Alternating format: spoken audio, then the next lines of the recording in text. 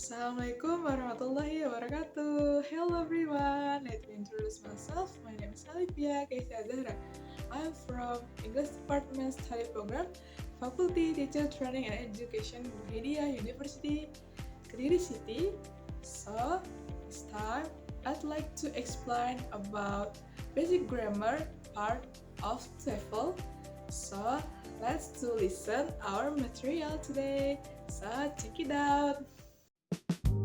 Hello, this time we will learn about basic grammar, the part of TOEFL teaching English as foreign language. So the are the materials of this learner today. So the point is definition, the second is function, the third is main components, and the last we will play the game. So next, the first is definition. Grammar is a set of rules used to arrange words into correct and meaningful sentence in a language. Jadi grammar adalah seperangkat aturan yang digunakan untuk menyusun kata menjadi kalimat yang benar dan bermakna dalam suatu bahasa. Nah, the details explain. Jadi grammar itu adalah tata cara bagaimana sebuah kata dibentuk hingga dirangkai menjadi kalimat yang utuh. Nah, biasanya ada beberapa komponen utama yang ada di dalam grammar itu. Yang pertama ada subjek, objek, dan predikat. Nah, jadi pasti grammar itu ada salah satu di antara ini. Tapi yang paling utama itu pasti ketiga ini tuh pasti menjadi structure yang sering digunakan dalam grammar. Then next ada function. The first is provide a clear sentence, and the second is increase credibility in writing. Jadi grammar itu memberikan struktur kalimat yang jelas. Yang kedua yaitu meningkatkan kredibilitas pada tulisan. Nanti kita lihat di next page about details explain. Jadi di poin sebelumnya, poin 1 dan 2 tentang fungsi dari grammar. Nah, yaitu grammar itu berfungsi sebagai kerangka dalam membentuk kalimat. Jadi kita bisa menyusun kata-kata menjadi kalimat yang runtut dan mudah dipahami. Kemudian ada highlight dari fungsi dari grammar itu, yaitu tanpa grammar yang baik sebuah kalimat memiliki makna ganda atau bahkan menimbulkan kebingungan bagi lawan bicara. Jadi kalau dalam grammar, nah itu tuh jadi membuat kita lebih memahami sebuah makna dalam kalimat itu, karena bahasa Inggris itu kan tidak memiliki satu makna, pasti dia memiliki banyak makna, sehingga kita membutuhkan pola atau grammar agar kita lebih memahami makna dalam suatu kalimat itu. Kemudian di highlight yang kedua itu ada di poin kedua dari fungsi itu adalah dalam konteks akademik maupun profesional, penggunaan bahasa yang rapi dan tepat menunjukkan bahwa kita kompeten dan serius dalam berkomunikasi. Jadi pentingnya juga memahami grammar itu adalah dapat menunjukkan bahwa kita itu emang benar-benar kompeten dan serius dalam berkomunikasi, sehingga ketika kita berkomunikasi dalam bahasa Inggris ya utamanya, karena ini bahas tentang grammar, nah itu tuh akan lebih tertata, jadi tidak asal-asalan berbicara. Kemudian next page, nah itu ada main components. Nah jadi when studying grammar there are several main components that form the foundation for constructed area interrelate and help us understand how English is used correctly. Jadi ketika kita belajar grammar ada beberapa hal penting, komponen utama ya yang ada di dalam fondasi grammar itu sendiri yang menyusun kalimat dalam grammar itu. Jadi bagaimana bahasa Inggris itu bisa digunakan secara tepat atau benar. Nah, the first is part of speech. The second is tenses, the third is sentence structure, the fourth is punctuation, the fifth is agreement. So These details explain about parts of speech. Jadi di dalam parts of speech itu ada beberapa poin, yaitu ada noun, pronoun, adjective, verb, adverb, preposition, conjunction, and interjection. Jadi karena di situ udah detail lengkap, jadi saya akan membahasnya secara sederhana aja ya. Nah, yang pertama ada noun. Noun itu adalah sebuah nama dari orang, tempat, benda, ataupun ide. Contohnya seperti horse, apple, mosque, brain, a shape, thought. Kemudian pronoun. Pronoun itu ada kata ganti. Kata ganti dari nama, orang, tempat, atau benda, ataupun ide dalam sebuah kalimat. Contohnya seperti misalnya laki-laki, seorang laki-laki diganti menjadi he, kemudian perempuan diganti menjadi she, kemudian benda bisa diganti menjadi it, nah dan lain-lain.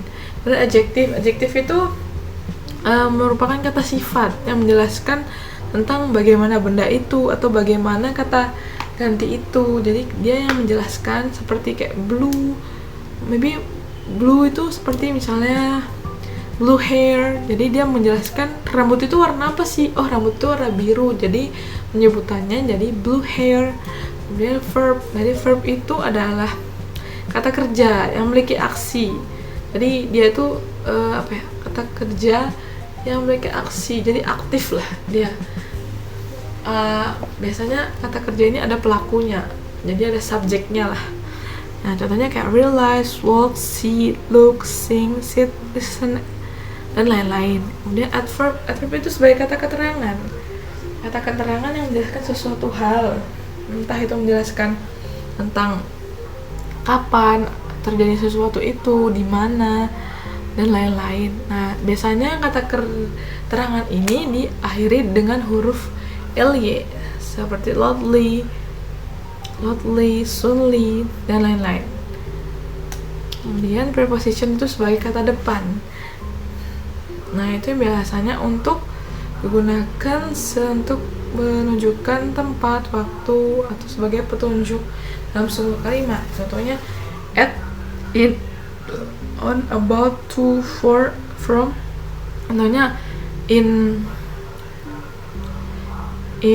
Madiun, at Madiun, or on the table, atau about my hobby. Nah, itu bisa digunakan sebagai preposition atau kata depan. Conjunction itu adalah kata hubung. Nah, untuk menghubungkan kata atau kalimat. Contohnya because, yet, therefore, moreover, since, also, until, but, dan lain-lainnya. Interjection itu sebagai kata seru yang menjelaskan bagaimana perasaan itu.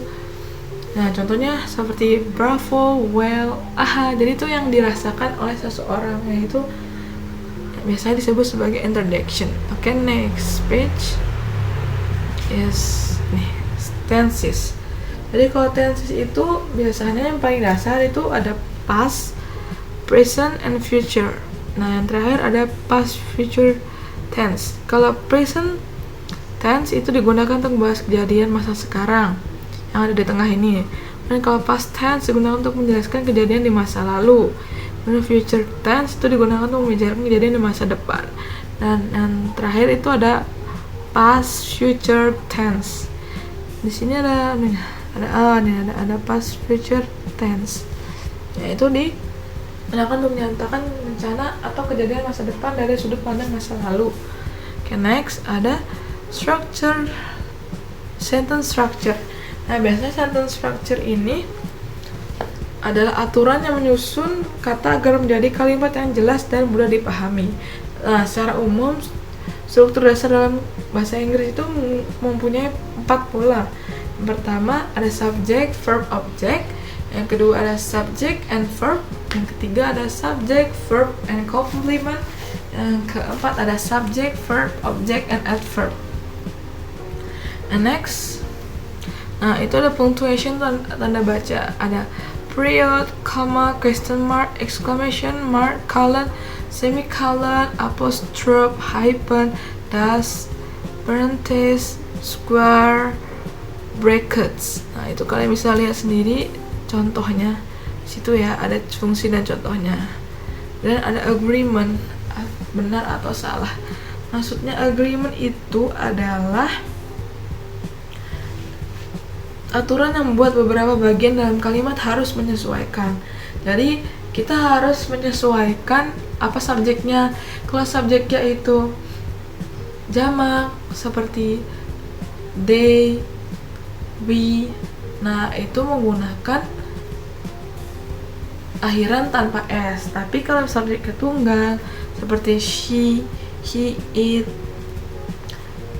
nah itu menggunakan kata kerja yang berakhiran s. Seperti ini contohnya, bukan she work every day, tapi she works every day. Jadi dia menggunakan kata kerja dengan berakhiran s. Oke, next. Nah, ada games.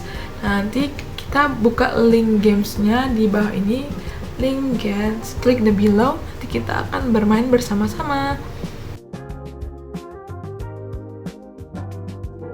Jadi ini kita buka linknya. Nah, habis masuk ke link, nanti kita pilih permainan tentang grammar. Nah, kita pilih exercise tentang grammar yang ada tulisan grammarnya. Nah, kita tekan nanti. Nah, itu ada di atasnya tadi keterusan. Nah, itu tentang grammar. Kita tekan gamenya, terus kita mainkan gamenya. Nah, loading ya. Kita mulai. Nah, pilih jawabannya ini yang mana yang grammarnya benar. Nah, yang mana yang benar? Nah, yang benar itu yang recycling reduce the volume of garbage in landfills. Kita pilih. Nah, benar. Nah, habis itu kita pilih lagi. Terus the correct verb form recycling natural resource, yang mana yang benar? Kita pilih. Nah, salah. Ternyata jawabannya benar, concept first, karena dia subjeknya tunggal, makanya harus pakai kata kerja yang akhiran s. Nah, ini yang lagi saya the correct. Nah, kenapa pakai promote? Karena subjeknya jamak, jadi tadi tidak perlu menggunakan kata kerja yang akhirannya s. Nah, next kalian bisa main lagi gamenya sampai selesai. Okay, that's all my material. Thank you for your watching and thank you for your attention, everyone. Don't forget to always learning every day. Bye bye.